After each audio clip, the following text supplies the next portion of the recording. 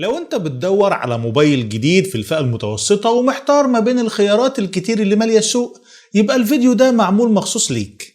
وده لان سامسونج نزلت لنا موبايل جديد من السلسلة المميزة جدا سلسلة الام، وهو الجالاكسي ام 17، واللي جاي بمواصفات جديدة وتعديلات كتيرة.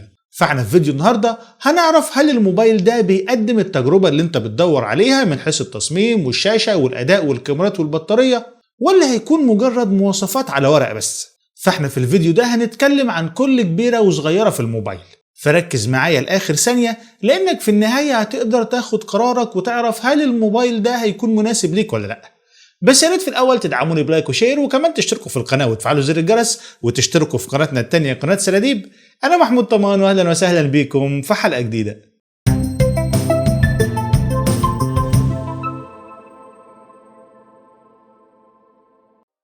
لما نيجي نتكلم في الأول عن التصميم فلازم نبتدي من إحساس أول لمسة للموبايل. فالجالاكسي ام 17 من سامسونج جاي بتصميم عصري وشبابي، وده في كل تفاصيله. فأول حاجة سامسونج ركزت عليها في التصميم بتاع الموبايل ده هو الظهر بتاعه، واللي جاي بتصميم المات فينش، يعني ظهر مطفي ما بيلمعش، وده بالتالي بيخلي البصمات ما تظهرش فيه بسهولة، وبيخلي الموبايل دايما شكله نظيف حتى من غير جراب. وكمان حوالين الكاميرات في فريم بارز شوية بيوحي بالفخامة، وكمان بيحمل عدسات نسبيا، يعني لو حطيت الموبايل على ترابيزة. الأبعاد بتاعة الموبايل مناسبة جدا، وكمان الموبايل سمكه نحيف، وكمان وزنه مناسب مش تقيل ولا خفيف. فالأبعاد دي بتخلي الموبايل سهل في الاستخدام بإيد واحدة حتى لو انت استخدمته لساعات طويلة. والخامات بتاعة الموبايل عملية جدا، فالظهر والإطار بتوع الموبايل بيجوا من البلاستيك واللي بجودة عالية، وطبعا ده بيخليه يستخدم كده الاستخدام القاسي شوية. وكمان الموبايل واخد شهادة مقاومة IP54 ضد التراب ورذاذ المية، ودي ميزة هتحمي الموبايل بشكل كبير.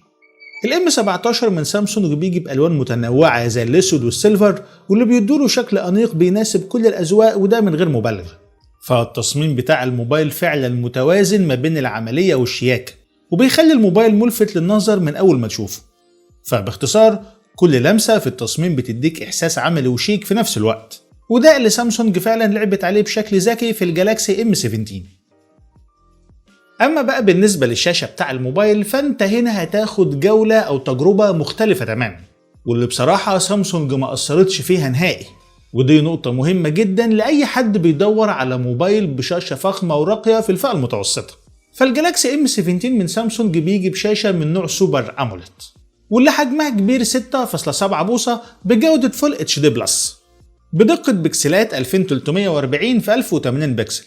وده معناه ان اي حاجة هتظهر على الشاشة دي هتكون واضحة جدا، والالوان بتاعتها مشبعة وحيوية، وكمان التفاصيل بتكون دقيقة جدا على الشاشة دي. نسبة ابعاد العرض بتاعت الشاشة 19.5:9، يعني شاشة طويلة ومناسبة للقراءة والتصفح والجيمز اللي بتاخد مساحة كبيرة من العرض بتاع الشاشة. وكمان من اهم المميزات المحترمة اللي موجودة في الشاشة دي انها بتيجي بمعدل تحديث ريفريش ريت 90 هرتز، يعني هتستمتع بسلاسة في حركة الصور كده والسكرول وانت بتصفح تطبيقات او بتلعب جيمز. وطبعا ده هيديك تجربة مختلفة تماما عن الشاشات ال60 هرتز التقليدية. وبرضه من اهم المميزات بتاعت الشاشة دي انها بتيجي بسطوع عالي جدا بيوصل لغاية 1100 نتس، وده هيخليك تشوف الشاشة بشكل ممتاز حتى تحت عشية الشمس القوية، وده من غير اي تعتيم او انعكاس مزعج. ودايما بصراحة سامسونج بتكون مهتمة بطبقة الحماية اللي موجودة على الشاشة بتاعتها. فالموبايل ده بيجي بطبقة حماية من نوع جوريلا جلاس فيكتوس، وده معناه ان الشاشة هتكون قادرة تتحمل اقل الخدوش والصدمات على قد ما تقدر.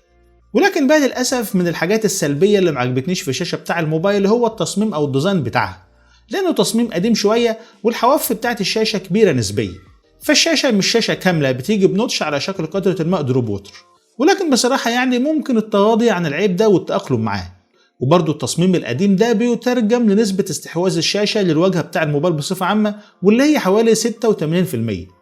فنقدر نقول باختصار عن الجالاكسي ام 17 من سامسونج انه هيكون اختيار ممتاز لو انت بتدور على شاشة كبيرة وتقدم لك اداء بصري قوي وملفت.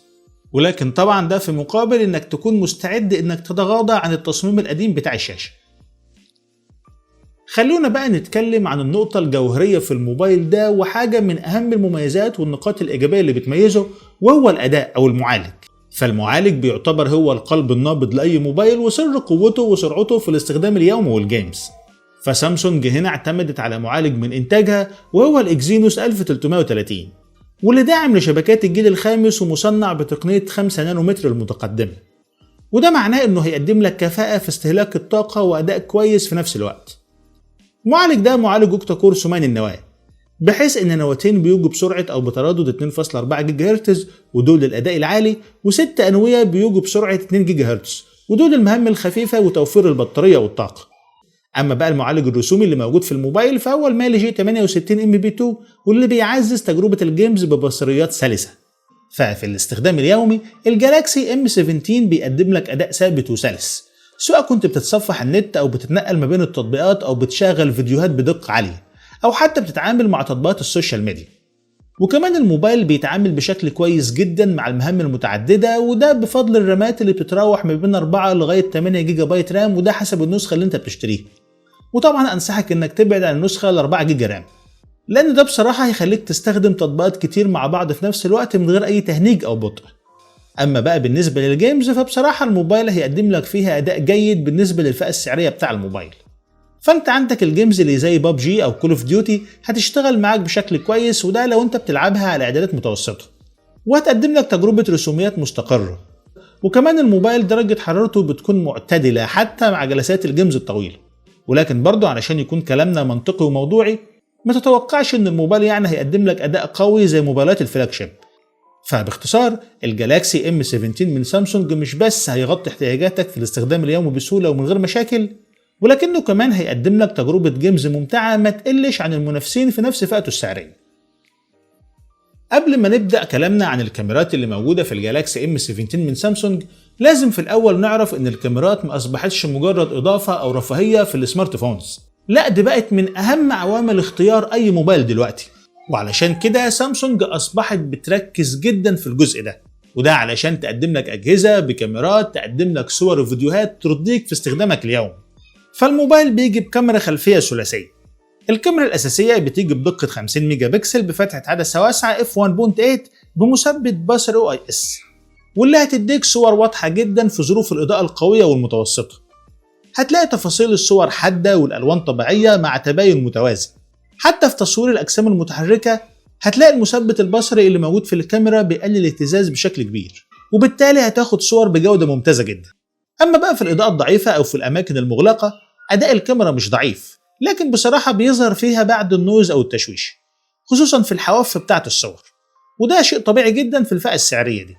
ولكن بقى مع تشغيل وضع التصوير الليلي نايت مود الصور هتتحسن بشكل ملحوظ جدا، والإضاءة بتكون متوازنة مع تقليل النويز، ولكن مش هتوصل يعني لجودة فلاش الهواتف الأغلى. أما بقى الكاميرا التانية فهي كاميرا الترايد، واللي بتيجي بدقة 5 ميجا بكسل، واللي هتديك مجال تصوير واسع هيكون مناسب للمشاهد الطبيعية أو تصوير مجموعات من الناس في الأماكن المفتوحة، والأداء بتاعها في الإضاءة الجيدة بيكون ممتاز جدا. لكن بقى في ظروف الإضاءة المنخفضة هتلاحظ قلة في التفاصيل زي أي كاميرا ثانوية تانية في الفئة السعرية دي. أما بقى الكاميرا الثالثة فهي كاميرا ماكرو، واللي بتيجي بدقة 2 ميجا بكسل، واللي متخصصة في اللقطات القريبة، فهي هتديك صور كويسة جدا للتفاصيل العناصر الصغيرة زي الزهور كده والمكياج والحاجات الدقيقة. وهي بصراحة كاميرا احترافية في حدود استخداماتها.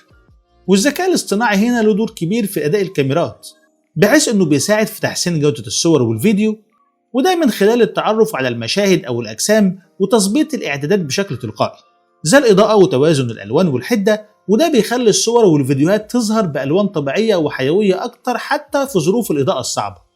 أما بقى بالنسبة لتصوير الفيديو فأنت هتقدر تصور فيديوهات بدقة فول اتش دي بلس بدقة 1080 بكسل مع وجود مثبت إلكتروني AIS، واللي عشان يحسن ثبات الفيديوهات. فللأسف الموبايل ده ما بيدعمش تصوير فيديوهات 2K ولا 4K، ولكن تصوير الفيديو هنا هيقضي الغرض معاك بشكل كبير جدا. فبشكل عام الكاميرات دي هتديك نتائج مرضية جدا في معظم ظروف الاستخدام، خصوصا لو كنت مش محترف وعايز موبايل يقدم صور وفيديوهات بمستوى جيد في مناسباتك اليومية أو السفر أو أنت بتتفسح كده وبتغير جو.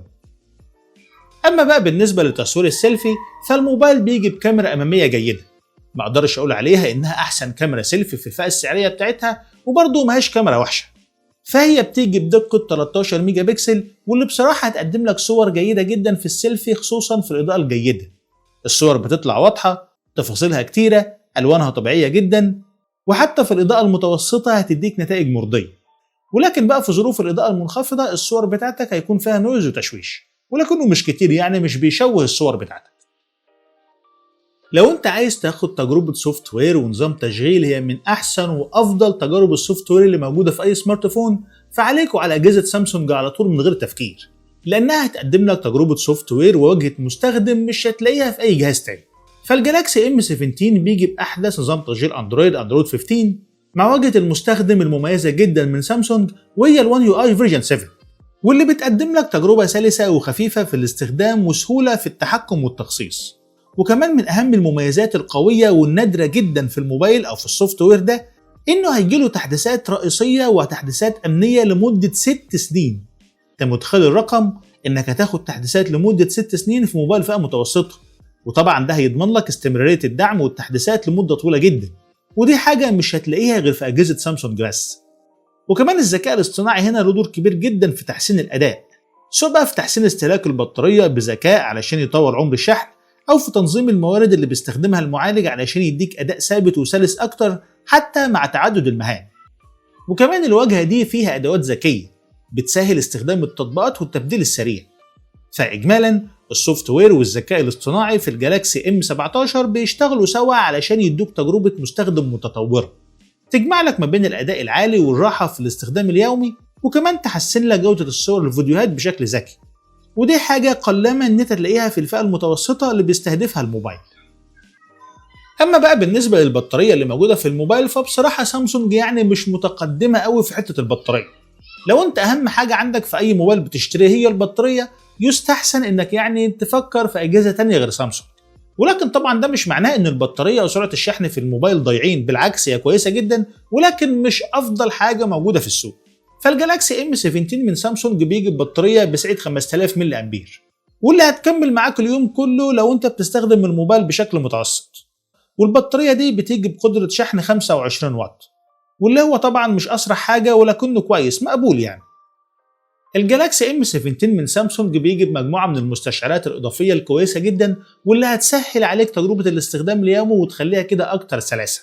ومن اهم المستشعرات دي ان الموبايل بيجي بمستشعر بصمه، واللي مدمج في المكان العملي جدا في زر الباور، واللي اداؤه ممتاز من حيث الدقه والسرعه بتاعته. وكمان الموبايل بيدعم خاصيه الفيس انلوك علشان تقدر تفتح الموبايل بتاعك باستخدام بصمه ولاج الفيس اي دي، واللي بتشتغل برضه بشكل كويس من حيث دقتها او سرعتها. والموبايل بيجي بمستشعرات التسارع والتقارب والدور محيط البوصله والجي بي اس اللي في الجهاز اداؤه كويس جدا من حيث الدقه والسرعه بتاعته. وكمان الموبايل موجود فيه مستشعر جيروسكوب، وبيجي باصدار بلوتوث حديث 5.3. وكمان من اهم المميزات اللي موجوده في الموبايل ده انه بيجي بمستشعر الاتصال قريب المدى NFC، واللي وجوده بقى مهم جدا في الوقت الحالي.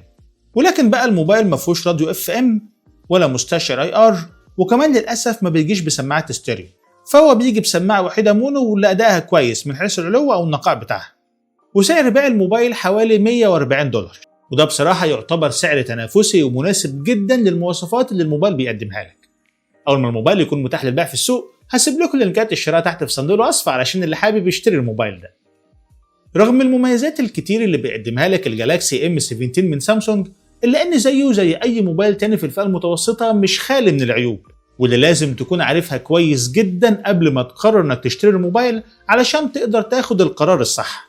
واول عيب هو التصميم البلاستيكي بتاع الموبايل، اللي بالرغم انه عملي وخفيف لكنه مش هيديك نفس احساس الفخامة اللي هتلاقيه في الموبايلات اللي جاية من الازاز او المعدن.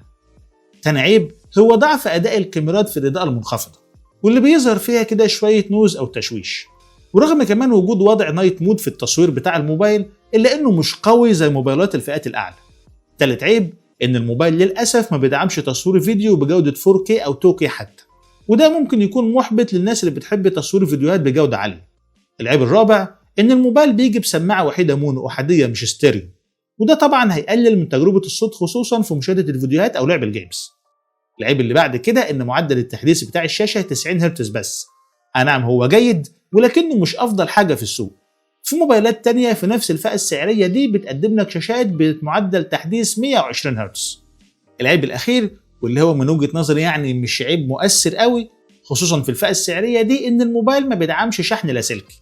ولكن برضه ممكن نقول ان من عيوب الموبايل هي سرعة الشحن بصفة عامة، ماهيش احسن ولا اقوى حاجة ولا اعلى حاجة. سرعة شحن عادية، في اعلى منها بكتير. عيب كمان مهم جدا وممكن يفرق مع ناس كتير هو التصميم بتاع الشاشة، واللي هو تصميم قديم لما نيجي نقارنه بالمنافسين اللي موجودين في الفئة السعرية بتاع الموبايل. طيب في النهاية يعني ايه هي الخلاصة في الموبايل ده؟ امتى تشتريه وامتى تبعد عنه؟ بص يا سيدي، لو انت بتدور على موبايل في الفئة المتوسطة بشاشة كبيرة من نوعية عالية سوبر أموليد بمعدل تحديث كويس مع أداء قوي يشغل التطبيقات التقيلة والجيمز المتوسطة وكاميرات تقدم لك صور ممتازة في الإضاءة القوية أو بالنهار مع سعر تنافسي جدا مش هتدفع فيه كتير يعني، فالموبايل ده بصراحة هيقدم لك قيمة مقابل سعر بشكل ممتاز، لأن المواصفات دي مش سهل تلاقيها في موبايل تاني بنفس السعر. وكمان مع ميزة مهمة جدا وهي الدعم المستقبلي للنظام وللذكاء الاصطناعي، فانت هتفضل 6 سنين تاخد تحديثات للسوفت وير بتاع الموبايل. لكن بقى لو انت من الناس اللي عايزة تصميم مودرن جدا بشاشة بدون حواف، او عايز صوت ستيريو، او عايز كاميرات كده تكون ادائها ممتاز في الاضاءة الضعيفة، او عايز بطارية بشحن سريع وبطارية كبيرة، فانت بقى في الحالة دي هتدور على اجهزة من شركات تانية تقدم لك الحاجات اللي انت بتدور عليها دي، ولكن لازم تكون حاطط في حسبانك انك هتدفع فلوس اكتر شويه. ولكن انا بقى بالنسبه لي بصراحه شايف ان الجالاكسي ام 17 من سامسونج بيقدم لك قيمه مقابل سعر بشكل ممتاز. وبكده نكون وصلنا لنهايه الفيديو بتاع النهارده. لو عندك اي سؤال عن الموبايل ده او اي موبايل تاني سيبولي في التعليقات وهرد عليك بنفسي في اسرع وقت. وطبعا ما تنساش تعمل لايك وشير للفيديو وكمان تشترك في القناه وتفعل زر الجرس علشان توصلك فيديوهاتنا اول باول. اشوفكم الحلقه الجايه والسلام عليكم ورحمه الله وبركاته.